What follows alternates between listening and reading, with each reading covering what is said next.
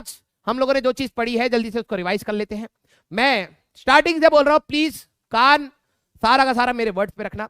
मैंने कहा था कि कोई भी हमारे पास जो इंट्रिंसिक सेमीकंडक्टर्स होता है उसमें इलेक्ट्रॉन और होल्स हमारे पास बराबर होते हैं, ठीक है। तो साइंटिस्टों ने पाया कि जो ये इलेक्ट्रॉन और होल्स हैं, कितने नंबर ऑफ इलेक्ट्रॉन्स और कितने नंबर ऑफ होल्स हैं, ये बहुत सारे पैरामीटर पे डिपेंड करता है, ठीक है। जैसे हमारे पास EC, EV, temperature, band gap, बहुत सारे पैरामीटर्स थे, उनको वो इरिटेट हो रहे थे।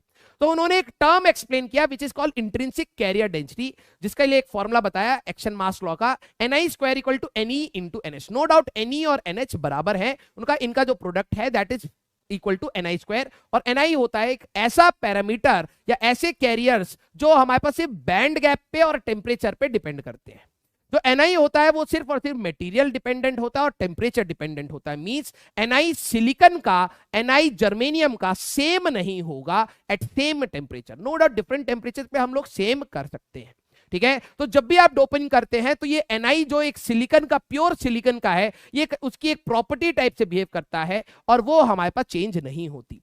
डोपिंग जब भी हम लोगों ने करी थी बेटा, तो हम लोगों ने पार्ट्स पर मिलियन या पार्ट्स पर बिलियन, बहुत कम ही पार्टिकल बाहर से हम लोग डालते हैं। तो ये Ni की जो प्रॉपर्टी है, तुम कहोगे सर Ni तो चेंज हो जाना चाहिए, हमने तो बाहर से डोपिंग करा। लेकिन हम ये मान के चलते हैं कि हम लोगों ने डोपिंग इतना करा कि बाहर से डालने के बाद इस मटेरियल की बेसिक प्रॉपर्टी खराब नहीं हुई, मटेरियल कुछ और नहीं बन गया, इसलिए हम लोग Ni कांस्टेंट लेके चलते हैं।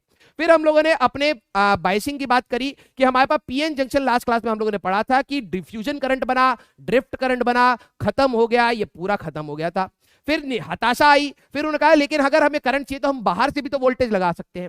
जब बाहर से वोल्टेज लगाया गया तो दो तरीके से लगाए जा सकते थे, one was forward bias and another was reverse bias. Forward bias में पी को पॉजिटिव, एन को नेगेटिव से कनेक्ट करा गया, और रिवर्स बायस में पी को नेगेटिव और एन को पॉजिटिव से कनेक्ट करा गया। फॉरवर्ड बायस को पहले समझे, तो जब आपने फॉरवर्ड बायस को लगाया तो पी को जब पॉजिटिव से कनेक्ट करा तो होल्स जंप कर पाए, और एन को नेगेटिव से कनेक्ट करा तो इलेक्ट्रॉन्स भी जंप कर पाए। तो बेसिकली यहां पे जो करंट बना, this was called the forward current, P से एन की डायरेक्शन में। और जो ये करंट था ये मिली एम्पियर्स के ऑर्डर में था, और ये मेजॉरिटी चार्ज कैरियर्स की वजह से फ्लो हो रहा था हमारे पास।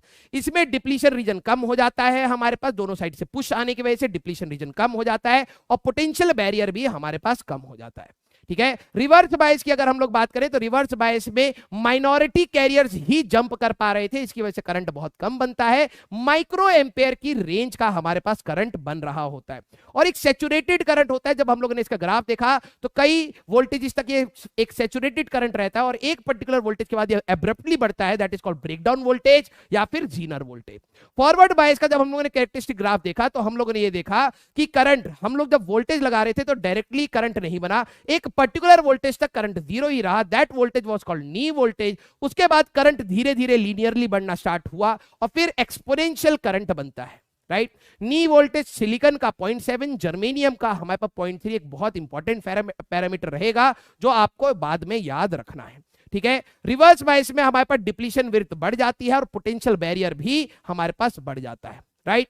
फिर इसके बाद हम लोगों ने कहा कि कैसे हम लोग चेक करेंगे कि फॉरवर्ड बायस है या रिवर्स बायस। तो किसी भी डायोड का एक सिंबल मैंने ट्रायंगल टाइप बनाया था, उसके सामने एक लकीर बनाई थी, जो सिंगल लकीर थी वो N था और जो ट्रायंगल था वो P था। This is the representation of a PN junction diode, right. तो फॉरवर्ड बायस में Vp पोटेंशियल एट P और पोटेंशियल एट N से ही हम लोग डिटेक्ट करते हैं कि फॉरवर्ड बायस है या रिवर्स बायस। तो Vp माइनस Vn अगर ग्रेटर देन 0 आ रहा है तो forward bias, Vp minus Vn अगर लेस देन 0 आ रहा है तो रिवर्स बायस, राइट। फिर मैंने कहा कि हमारे पास ये डायोड सर्किट्स में कहीं ना कहीं एक वॉल्व का काम करते हैं, फॉरवर्ड डायरेक्शन में करंट फ्लो कराते हैं और आइडियली रिवर्स डायरेक्शन में करंट फ्लो नहीं कराते।